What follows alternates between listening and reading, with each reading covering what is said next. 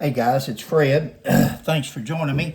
I have another video for you. And as I was reviewing this video, there was a couple of things that caught my attention, and we'll comment on them as we go through it. The number of arrested Bexar County deputies climbed again to 17 this year and 2 this week. As the mugshots pile up, so do our questions about what the sheriff's office and the county as a whole is doing about it. We took those questions to BCSO and the Bexar County judge. Now he tells us there is a plan for change. Erica Zuko is live at the Bexar County Detention Center to explain. Well, that number did rise, and the department says that no one is above the law. Today, we went looking for answers about what's being done to prevent the issues that have been leading to this.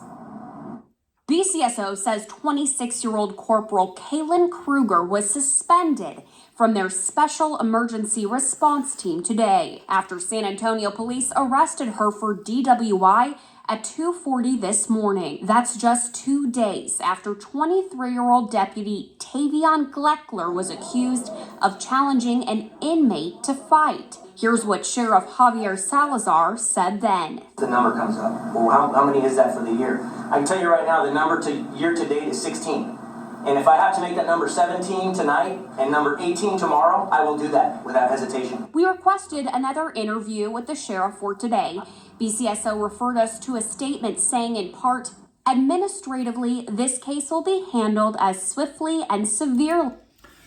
Talk's real tough. Has to make it 17 and 18, he'll do it and so forth. But yet, when they requested another interview, instead of the interview, he wrote and said this case will be handled as swiftly and severely as possible. Well, as swiftly as possible would be today. Now, this case, it may be a year or two old, maybe 10 years old, I don't know. Again, I don't look at these cases to see when they came up.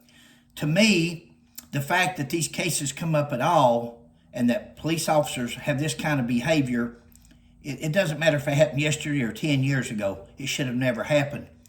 But swiftly should be right now, and as severely is fired. The officers should be fired. When the police officers break the law, and it's without question, the PBT, the breathalyzer, field sobriety, the video, whether it's DUI or whether it's assault on a prisoner for punishment, contempt of cop, they should be fired. One strike and you're out. And that's how you make an impression. For this chief to have this many officers that's going bad here, we got a problem with leadership. They don't fear leadership. That is something. He can talk. He's got a tough talk there, it sounds like. But I like to see the records, and let's see what the disposition of all these police officers are. Suspended for a week with pay, suspended for 2 weeks. What's the disposition of all these deputies that's been charged with different crimes? And that will tell you whether it's a leadership problem or whether somebody is not picking some good officers to send to the academy. Let's finish it. As possible, and it will assist SAPD on the case if needed. This case is just one of more than a dozen.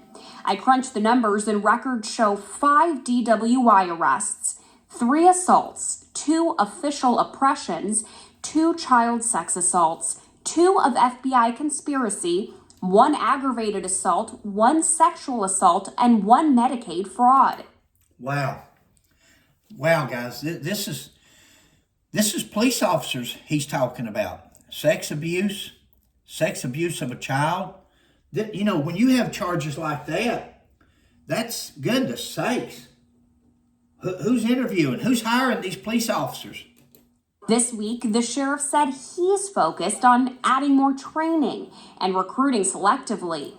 See, guys, that's the secret, is all these sheriffs, all these chiefs, all these commissioners, they always say, well, we're going to have more training. We're going to focus on training. They can beat 70-year-old dementia patients to the ground, and they'll say, we need more training. It's not about training. It's about character. It's about integrity. Holy smokes. You can blame it on what kind of training would can you give to tell this person not to be a child sexual predator? What kind of training can you give to... Holy smokes. Do you see the smoke screen? See that, Chief? That is... To make sure the right deputies are on the force. And we wanted to know what the county as a whole is doing about this, so we went to Bexar County Judge Nelson Wolf. He says that the department has around 1,500 deputies and that he expressed his concerns about these 17 to the sheriff.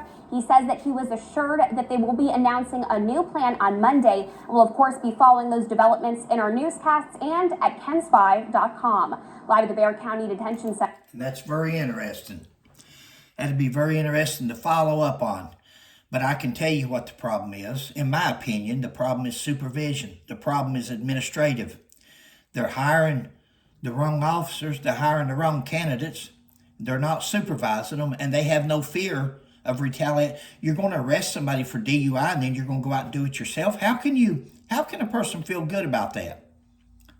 How can... Guys, thanks for joining me. Sorry to get on a rant.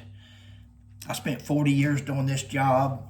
And if I went to training, if I done something back in the day when I did drink, I would get a hotel that had a lounge in the hotel where nobody has to drive. And if you did have to drive, leave the cruisers at the hotel you were in, get a taxi.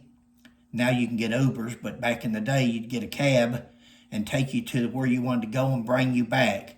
But how could you feel good about going somewhere, drinking, and then driving back?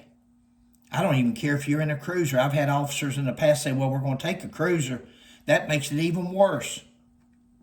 We've got to stand up.